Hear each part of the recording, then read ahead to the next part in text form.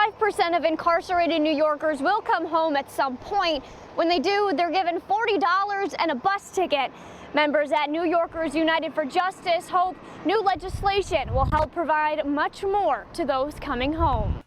We're learning the victim was 77-year-old man John Lee. He was found with multiple stab wounds to his chest. He was found at 9 McLaren Street. That's right behind me.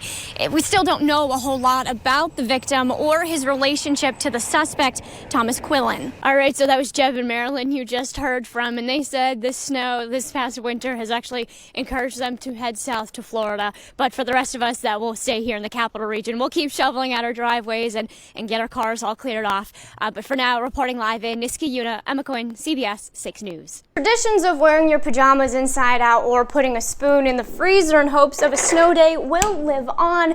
Even with remote learning, school districts say they plan to keep those traditional snow days alive. As of right now, New York State Police have confirmed arrests have been made, but they have not confirmed how many have been arrested or what those charges are just yet. Well, and a big sigh of relief and a step in the right direction is what many pensioners said about today's announcement.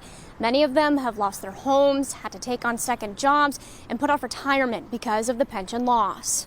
That's right, Greg. So right now, the national average sits at about $3.59. But like you guys just mentioned, the average here in the capital region is higher at $4.19. Now, I spoke to one of the cousins of the family, and she says she's in awe by the turnout of tonight's event and says her family is truly touched by all the support that the community has shown them during this time. Now, the event goes until 7 o'clock tonight, so if you're here in the Lake George area, make sure you come on out. There's food, there's music, there's vendors, and a whole lot more. But for now, we'll send it back to you in studio. Reporting live in Lake George, Emma Quinn, CBS 6 News. What does that smell like to you? If you could describe it to somebody who can't smell it. A pig farm. And we have no pig farms around here. Rachel Federico is one of roughly 80 people living in the Colonial Village mobile home park dealing with E. coli contaminated water. I found out when the neighbor next door came over and knocked on my door and handed this to me. She was handed a boil water notice after the park's water failed 2 E. coli tests on June 16th and July 27th. We're told the results were from routine water tests. According to Federico, the Schoharie County Department of Public Health and the company that manages the Colonial Village site have not reached out to any of the tenants about the E. coli contamination. They did, however, post a flyer with some information right near the mailboxes. But if you look closely, the flyer's been posted upside down. On that flyer, it states the company has until October to create a plan for how it will resolve the water problem. Then they have until July of 2023 to implement the plan. I called and went to the Schoharie County offices to get some answers. They had no comment. I also called the property management company, but have not heard back. CBS 6 spoke with Assemblyman Chris Take, who represents the county. He was unaware of the situation until we told him about it. He says the parties involved have to make a plan. When I was town supervisor in Central Bridge, when we had problems with the water, I was able to work a deal with Walmart, and Walmart actually gave a donation to the community. Federico says her biggest concern is having to wait months before her water could be clean again and having no support. You know, we've got a lot of elderly people out here, and you know that they're all on fixed incomes. How are they going to be able to afford? And I'll bet you some of them don't even know. I'll bet you some of them don't even know. And that's sad. Reporting in Schoharie County, Emma Quinn, CBS 6 News. Disability rights advocate Darlene McGraw has worked to make Saratoga County accessible for everyone. McGraw uses a tricycle to get around after a head injury left her disabled.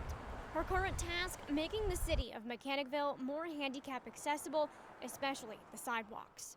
They stop and go. I mean, There are some not paved parts. and you know, the grassy areas can get involved. So how does a situation like this make it difficult for somebody with a manual wheelchair or a walker to get by? Because they can get caught up in the grassy areas, and they can lose their balance, they can tip over. CBS 6 followed Darlene to Mechanicville City Hall, where she asked local officials for their ADA transition plans. Plans that showcase how they're going to fix the sidewalks and make other areas more accessible. Darlene was not able to get a hold of anyone. Mechanicville City Hall is located in the original building from 1914.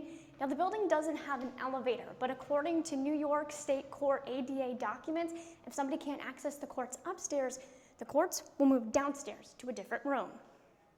CBS 6 reached out to the mayor's office for an interview, but did not hear back. We also followed Darlene to Waterford, where we met resident Mike Chase. He uses an electric wheelchair as health issues have left him immobile. Sometimes there be a lot of traffic, and sometimes cars drive by, they run a stop sign, and they hit me. Darlene says the town of Waterford's entrance is a perfect example of being ADA accessible, with a push-to-start door, a ramp to help people with wheelchairs get in and out of the building, and a handicap-reserved parking spot right out front. Meanwhile, right across the street at the village offices, she says they could be doing better. CBS 6 reached out to Assemblywoman Carrie Warner for comment as she represents Mechanicville. We did not hear back, but State Assemblywoman Mary Beth Walsh, who represents other parts of Saratoga County, says in her district, like Half Moon and Clifton Park, they've enhanced their disability access and hopes rural areas are picking up on the trend. If you live in New York City or you live in a big city, you're used to navigating in different ways. But in our area, we still are very, very focused around cars. And as that starts to change, which I think is a good thing, I think that our planning and our zoning and everything has to change along with it. Today I was released from prison. Welcome home, Dante. After life behind bars since the age of 17, Dante Mitchell became a free man Thursday morning. As he left the Fishkill Correctional Facility as his sentence was commuted, feelings of joy took over. I feel satisfied that I did what was necessary in order to get myself free, because about 4 years ago, this is when I really committed to this process that I was gonna get clemency. Friends and supporters say the work was more than worth it. Today is a momentous day, it's monumental. Oftentimes doing the work, there are a lot of losses. And we run into a lot of hurdles and challenges, but today is a huge victory. Until Freedom, a social justice reform organization, supported Mitchell since the beginning. Founding members Angelo Pinto and Myson Linen say Mitchell's work to better himself should inspire others. I just felt that his energy deserved to be out here free. I felt that he served his time for what he had, the crime he had committed. He had understood and was ready to come back and be a very, a reputable member of society. So I'm just glad that he's given the opportunity to do so. Now adjusting to life outside prison, Mitchell's goal is to help guide young people in the right direction so they don't make the same mistakes he did. I don't feel like there's any reason to be nervous or scared or fearful. I just know that, I have the inspiration and desire to come out here and do the right thing, and that's just that. Reporting in Schenectady, Emma Quinn, CBS 6 News. This weekend, people around the capital region are starting to feel the heat. We like it hot. We spend enough time in the cold. Too hot for me in May. Yeah. I can use it in August, but not in May. Some are spending the weekend getting the pool open. A new pressure gauge for our pool, and we had to get a new thermometer for our pool. I'm looking to get the proper chemicals to make my pool nice and clear. Others took advantage of the nice weather and flocked to the Troy Farmers Market. Vendors were well prepared to keep the goods and themselves cool. Some of the products will melt, which is why we're on the shady side of the street.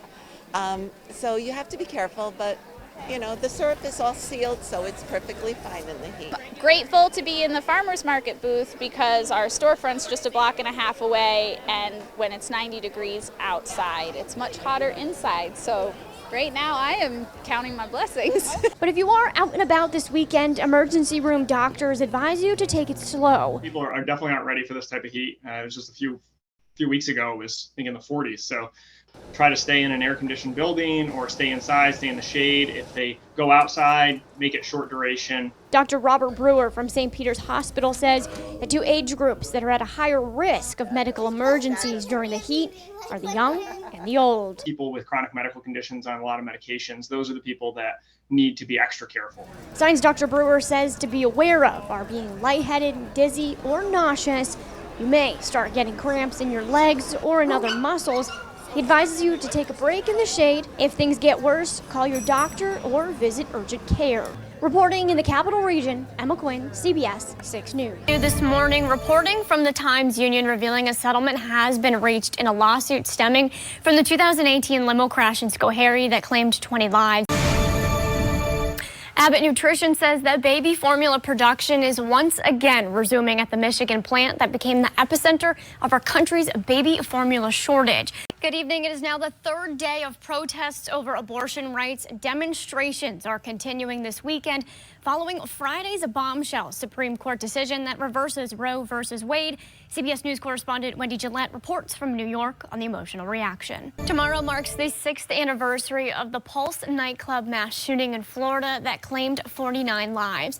A moment of silence was held at Orlando City Hall Friday to remember those lost in this act of hate. National Governors Association says it's forming a panel of governors to come up with recommendations to stop mass shootings. It will consist of 6 to 10 governors who will try to tackle the issues of gun control and school safety, with the issues being divided by partisan lines. Republican governors have left open the possibility that the recommendations could include gun control proposals. And it's unclear when people will be able to return to the areas surrounding a natural gas plant in Medford, Oklahoma, after an explosion there yesterday. And rescuers have found the bodies of 7 people who died in a helicopter crash in northern Italy this week.